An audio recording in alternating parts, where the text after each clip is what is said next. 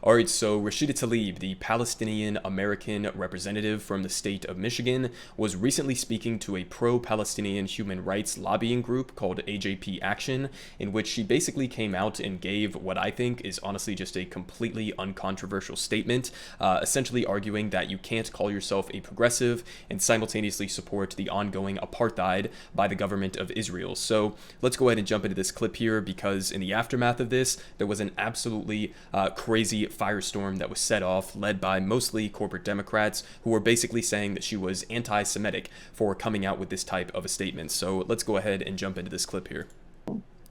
I want you all to know that among progressives, it has become clear that you cannot claim to hold progressive values, yet back Israel's apartheid government.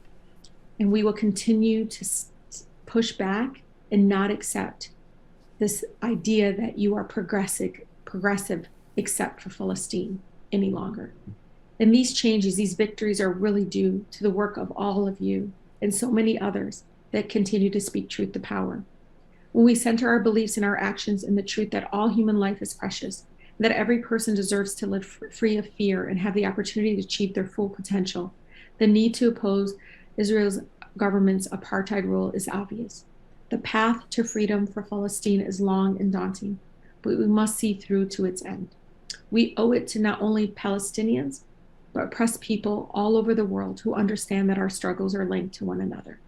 Okay, so I'm going to go ahead and cut it off there, but that's basically what got a bunch of corporate Democrats to come out and call her anti-Semitic, okay? Literally just criticizing the objectively apartheid nature of the government of Israel. So for a little bit more information in terms of like what these people were actually saying to imply that she was anti-Semitic, we got a great breakdown here from Ryan Grimm of The Intercept, and I just want to read into the beginning of this article where he lays out how absolutely ridiculous this critique is. So he says, fact check, Representative Rashida Tlaib said progressives must oppose Israeli apartheid. Recent claims that Tlaib insisted progressives must reject Israel's right to exist have been examined and found to be misinformation. So what he's talking about here is you had a bunch of these Democrats and other organizations like the Anti-Defamation League who were coming out and basically completely glossing over the apartheid nature of what she was criticizing, and instead just portrayed this as if she was criticizing the entire idea or the entire concept of Israel as a country or as a nation state. So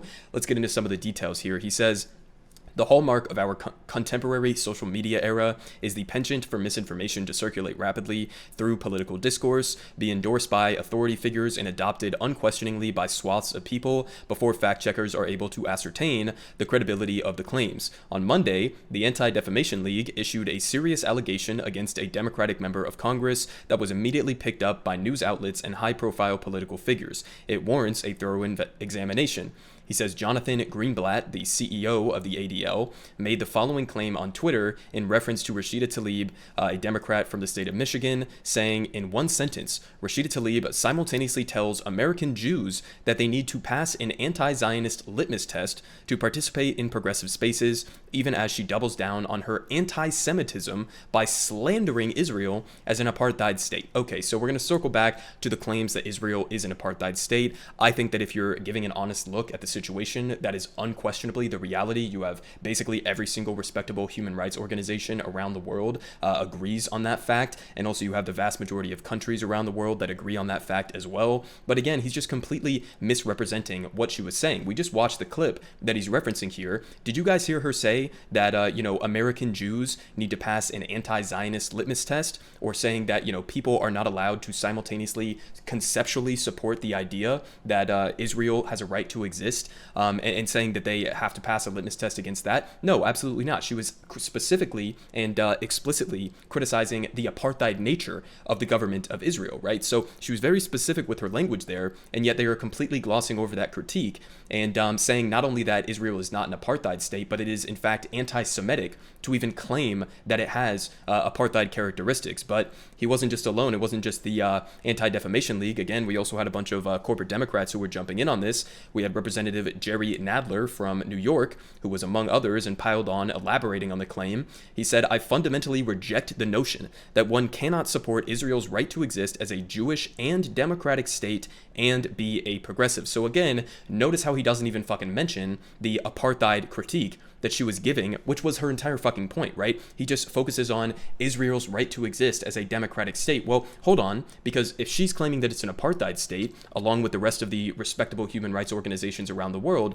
then you can't claim that it is a democratic state without providing some sort of an evidence in favor of that, or at least a pushback with evidence that it is not an apartheid state. Because believe it or not, maybe this is a radical claim here, but you cannot have an apartheid state and also call it a democracy. Okay, those are mutually incompatible with each other. They are the complete antithesis of what it means to, have an actual democracy. It would be like saying America during the Jim Crow era was a democracy. It's like, okay, maybe for, white Americans or wealthy Americans, but not for the entire population. And if you're just completely excluding, an entire segment of your population explicitly, as he says here, along religious or ethnic grounds, then what you're talking about here is an ethno-state, not a democratic state. And keep in mind, when we're talking about the state of Israel and its initial formation, okay, it's not as if they were just walking into empty territory where nobody existed and just established their own shit. No, there were millions and millions of Palestinians who were forced from their homes. They were forced from their lands and are still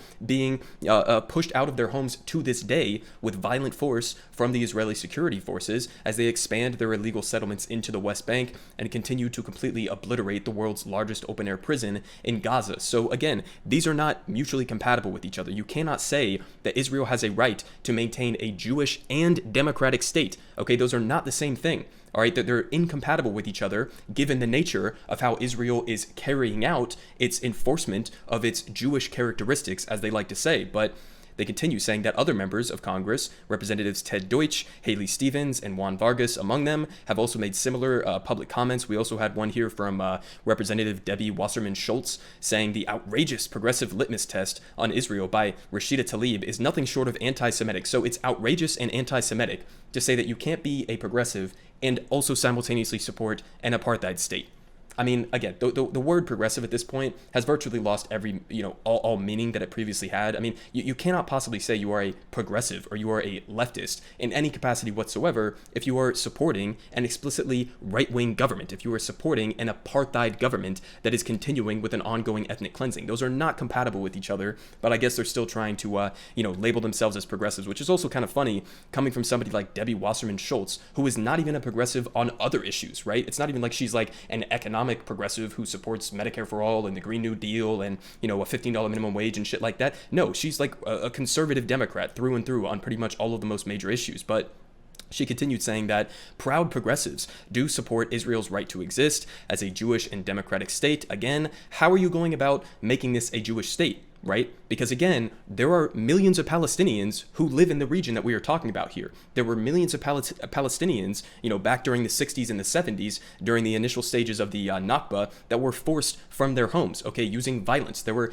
thousands and thousands of people that were massacred during that process and displaced. Okay, you can't just gloss over that and be like, as if this just came into being with a completely empty territory that they set up this state. No, you have to describe in detail. How are you going about doing that? And the answer to that is that they are having an apartheid government and using those policies in order to discriminate against Palestinians and to murder Palestinians in some instances. But I mean, again, just completely ridiculous. Divisive rhetoric does not lead to peace. Divisive rhetoric. Okay, so it's divisive to point out that Israel is an apartheid state, which again, every other reputable human rights organization agrees with. But it's not divisive to say that somebody is anti-Semitic for pointing out the fact that that country has an apartheid state. I mean, it's completely lazy and ridiculous at this point. But just a little bit more information in terms of like the Anti-Defamation League. I didn't know this previously, but apparently this is not their first time coming out and defending apartheid governments. Even back in the days of the apartheid South African government, apparently they were on the wrong side of that as well, as pointed out here by Jeet, saying that it's worth remembering that when South Africa was a white supremacist regime, the ADL hired a spy to gather information on black anti-apartheid activists and Arab Americans, and that spy shared that information with the South African government and the FBI. And keep in mind, even the United States had Nelson Mandela on a terrorist watch list up until like recent history. Okay, so the idea that like we have been on the right side of these types of issues is completely absurd, and the Anti-Defamation League obviously has been included in that from a historical perspective, but I'll link all of these down below if you want to go read into the details in terms of why these human rights organizations like Human Rights Watch have come out and described Israel as an apartheid government. I'll link this one down below, but I want to get into this one, which just basically lays out some of the basic characteristics of the government of Israel and why they are classifying it as an apartheid state. Here from a Israeli human rights organization, B'Tselem. So they say apartheid, the Israeli regime enacts in all the territory it controls, Israeli sovereign territory, East Jerusalem, the West Bank, and the Gaza Strip, as an apartheid regime. One organizing principle lies at the base of a wide array of Israeli policies, advancing and perpetuating the supremacy of one group, Jews, over another, Palestinians. They say B'Tselem rejects the perception of Israel as a democracy inside the Green Line that simultaneously upholds a temporary military occupation beyond it. B'Tselem reached the conclusion that the bar for defining the Israeli regime as an apartheid regime has been met after considering the accumulation of policies and laws that Israel devised to entrench its control over Palestinians. So they continue, saying the key tool that Israel uses to implement the principle of Jewish supremacy is engineering space geographically, demographically, and politically. Jews go about their lives in a single contiguous space where they enjoy full rights and self-determination. In contrast, Palestinians live in a space that is fragmented into several units, each with a different set of rights given or denied by Israel, but always inferior to the rights accorded to Jews. They say the Israeli regime pursues this organizing principle in 4 major areas. Number 1, on land, Israel works to Judaize the entire area, treating land as a resource chiefly meant to benefit the Jewish population. You still have, again, those ongoing expansion of settlements into the West Bank, which is completely illegal according to international law. They say since 1948, Israel has taken over 90% of the land within the Green Line and built hundreds of communities for the Jewish population. Since 1967, Israel has also enacted this policy in the West Bank, building more than 280 settlements for some 600,000 Jewish Israeli citizens. Israel has not built a single community for the Palestinian population in the entire area stretching from the Mediterranean Sea to the Jordan River, with the exception of several communities built to concentrate the Bedouin population after dispossessing them of most of their property rights. They continue. Number 2 here, citizenship. Jews living anywhere in the world, their children and grandchildren and their spouses are entitled to Israeli citizenship. In contrast, Palestinians cannot immigrate to Israeli-controlled areas, even if they, their parents, or their grandparents were born and lived there. Israel makes it difficult for Palestinians who live in one of the units that it controls to obtain status in another, and has enacted legislation that prohibits granting Palestinians who marry Israelis status within the Green Line. And keep in mind, also when we're talking about the Gaza Strip, which we're going to circle back around to with the violence that they have displayed to these people living there, the millions of Palestinians that live within the Gaza Strip, they are also confined. They are not allowed to leave the Gaza Strip in any reasonable capacity, okay? There are just a couple of exits. One is bordering with Egypt, the other one is bordering with Israel, and they have essentially had this entire strip, again, where millions of people are living in abject poverty, and Israel continues to do what they call mowing the lawn and taking out innocent men, women, and children with incessant bombing campaigns. And the people who are living there have basically been on a 15-year lockdown, stuck in this place where they have no control over the resources that get in and out. They have no ability to trade in any reasonable capacity. They are living in abject poverty and just subjected to the will of whatever the Israeli government wants to do to them. They continue here with number 3. Saying freedom of movement. Israeli citizens enjoy freedom of movement in the entire area controlled by Israel, with the exception of the Gaza Strip, and may enter and leave the country freely. Palestinian subjects, on the other hand, require a special Israeli-issued permit to travel between the units and sometimes inside them, and exit abroad also requires Israeli approval.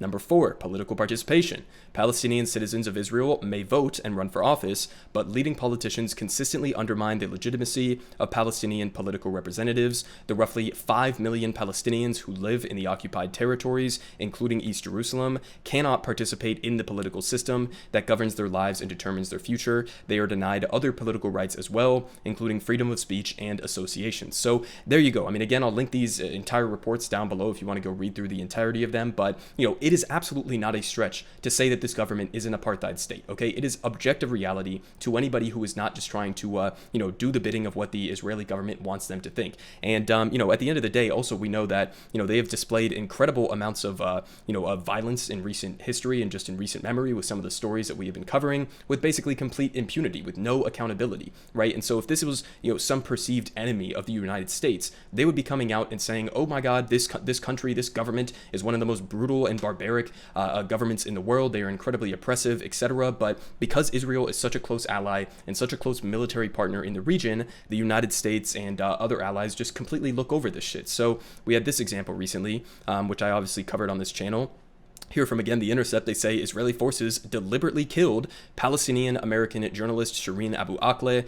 Report shows a new forensic analysis proves that an Israeli sniper could see that Shireen Abu Akleh was a journalist before firing the bullet that killed her. So, we all saw what happened here. We saw, Shireen Abu Akleh, who was out there with her team trying to do journalism and covering the ongoing raids that Israel was conducting within this territory. And this Israeli sniper essentially saw her down the road, down this long stretch of an open land. They were trying to identify themselves. She was wearing a press vest that clearly identified her as a journalist. She was wearing a press helmet as well that clearly identified her as a journalist. And they just fucking killed her, as well as shooting one of her other, I think it was her cameraman who was there as well, just shot her in cold blood. And again, the response to this from the IDF was to initially say that it was a Palestinian who actually killed her.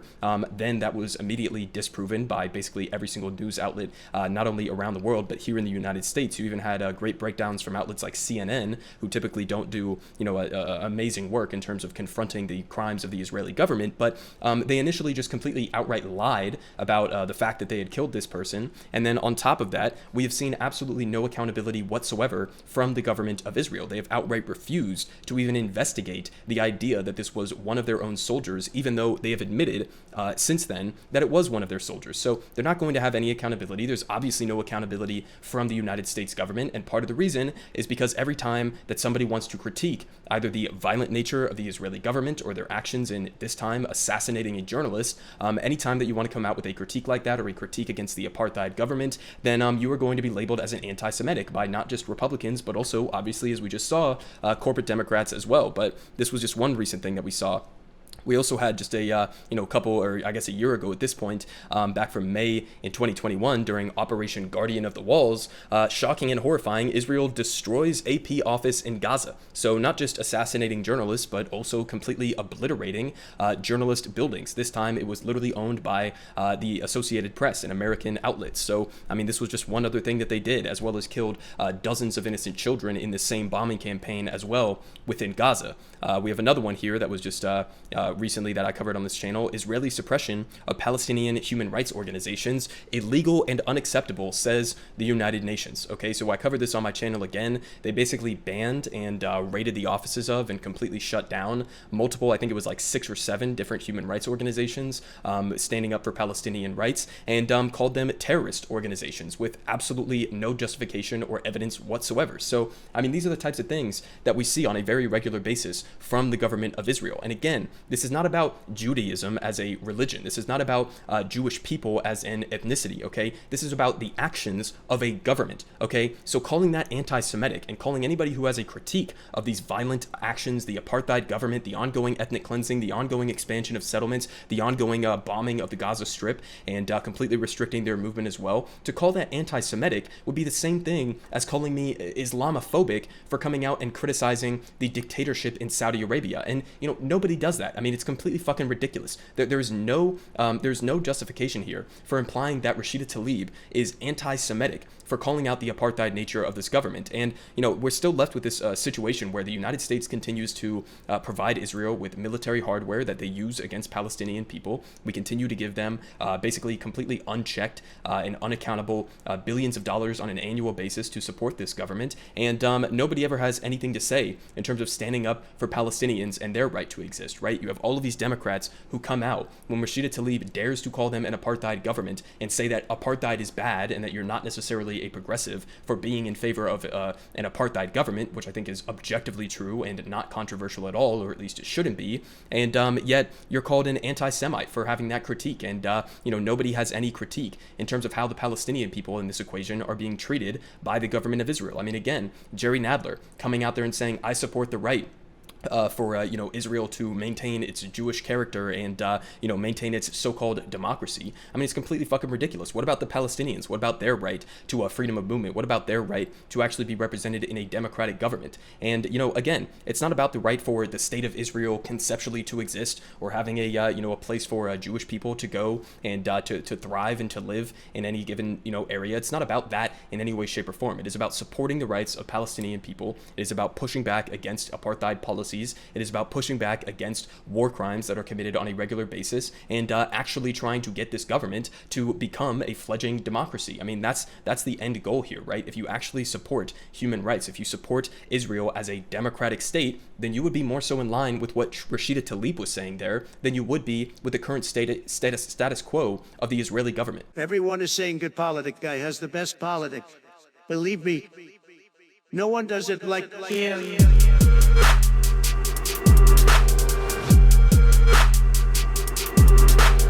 Believe me, everyone is saying